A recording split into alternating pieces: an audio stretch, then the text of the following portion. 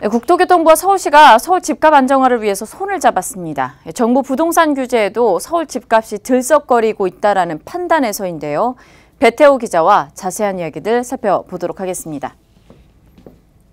네, 배 기자, 먼저 서울시와 국토부가 손을 잡게 된 이유가 무엇인지부터 저희가 좀 살펴봐야 될 것 같은데, 물론 집값 안정화가 최대 목표치겠죠. 예, 그렇습니다. 네네. 네, 부동산 업계에 따르면 6월 마지막 주부터 지난주, 그러니까 8월 첫째 주까지 서울 아파트값은 6주 연속 오른 것으로 나타났습니다. 네. 특히 8월 첫째 주 상승률은 0.11%로 최근 6주간 가장 높은 수치를 기록했습니다. 같은 시기 조사된 신도시와 또 경기, 인천 아파트 가격 상승률 0.03%에 비하면 3배가량 상승폭이 컸습니다. 안정세를 보이던 서울 집값이 6월 중순 이후 일부 지역에서 불안한 모습을 보이고 있습니다. 경제 여건이 녹록지 않은 상황에서 집값까지 가열될 경우 서민에게 큰 고통을 드릴 수 있습니다. 네, 이렇다 보니까 서울시와 국토부가 서울 집값에 과열 조짐이 있다고 판단 손을 잡은 겁니다. 네, 일단 서울시와 국토부가 이제 부동산 시장 관리 협의체를 구성해서 지난주에 첫 회의를 열었다라는 이야기가 있는데, 부동산 시장 관리 협의체 어떤 기구인지 먼저 좀 살펴보도록 하죠. 네, 정확히 말하면 지난 3일 열린 회의는 국토부와 서울시의 핵심 정책 협의 태스크포스 회의였습니다. 이날 회의에는 손병석 국토부 1차관과 진희선 서울시 행정 2부 시장이 참석했습니다. 차관급 회의로 진행된 정책협의 태스크포스 회의에서 서울시와 국토부는 부동산 시장관리 협의체를 구성하기로 했는데요. 국토교통부에서는 주택토지실이, 그리고 서울시에서는 주택건축국의 총괄 책임을 맡게 됩니다.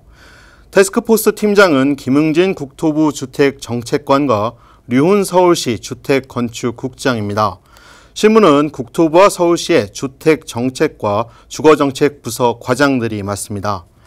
양 기관은 각종 개발 사업에 따른 시장 영향도 함께 점검할 방침인데요.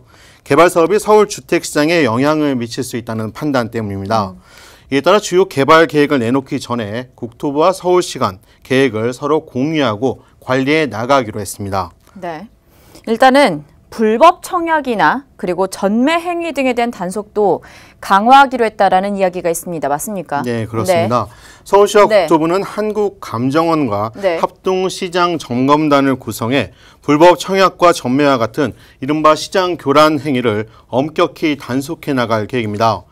특히 과열시장을 중심으로 국토교통부까지 직접 조사에 나설 계획인데요.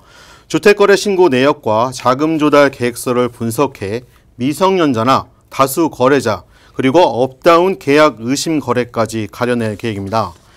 이와 함께 등록 임대주택 관리 강화 방안과 파리 대책 등 기존 정책의 이행 상황 점검과 필요성 강화를 위한 대책도 추진 예정입니다.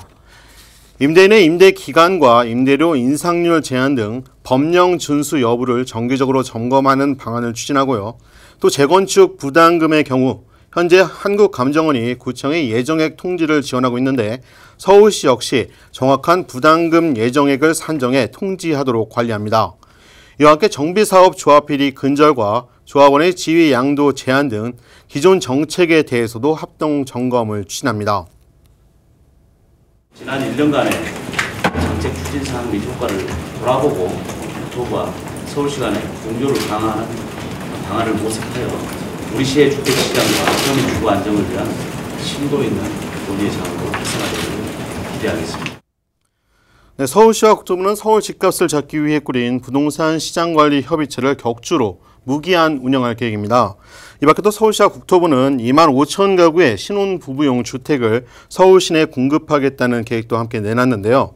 수요 억제 정책에 초점을 맞춰온 정부가 서울 집값을 잡기 위해 공급 카드를 꺼낸 겁니다. 각종 규제라는 채찍과 함께 공급 증대라는 당근이 서울 집값 안정화에 얼마나 유효할지 두고 봐야 할 것 같습니다. 네, 서울 집값 잡기에 나선 국토부와 서울시의 연합 함께 좀 지켜보도록 하겠습니다. 지금까지 배태호 기자와 함께했습니다.